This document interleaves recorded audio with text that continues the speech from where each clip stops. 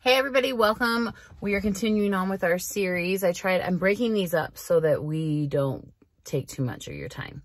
But I'm Hillary. We're continuing with our service about how shaving 15 minutes off your service in the beauty industry can make you upwards of more than $1,000 a month.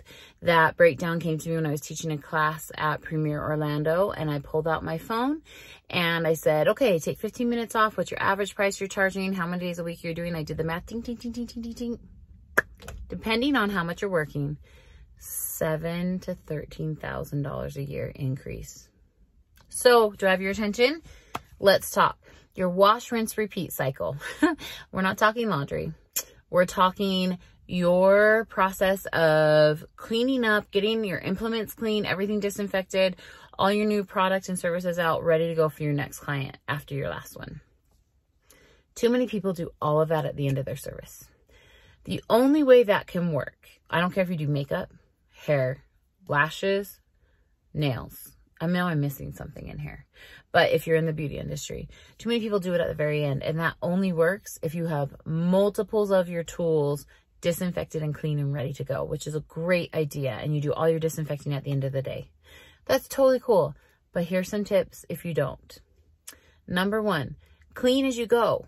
Okay, you can clean a tool at your desk. You don't necessarily have to go to soap and water. You can have a scrub brush and alcohol and cleanser and clean. Cleaning, so we have in our process of wash, rinse, repeat, we have to do clean, disinfect, and some places have to sterilize. I don't have to sterilize where I'm at, but we're going to talk about cleaning and disinfecting. You can do this process during your appointment. So, have a brush, have a thing there, have alcohol there. Even if you want to have a little tray with soap and water, when you are putting something away or your client's hands are drying or something is going to transition or they reach in the purse and you're done with one step, you're going to clean a tool and drop it into your disinfectant, okay? This is going to help with your wash, rinse, repeat cycle. The other thing is you're going to have all your towels clean, ready at the beginning of the day. Make sure if you need to prep files, they're all prepped, all of it's there.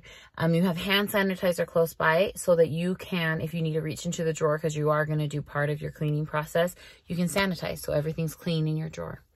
And then what you're going to do is before they're checking out, or like say they're signing their credit card and you're still at your desk, or they're looking in their schedule and you're still at your desk. Now, if you're checking everybody out at the front desk, this is a little bit different and you're going to want to incorporate more of your wash, rinse, repeat cycle in your appointment service.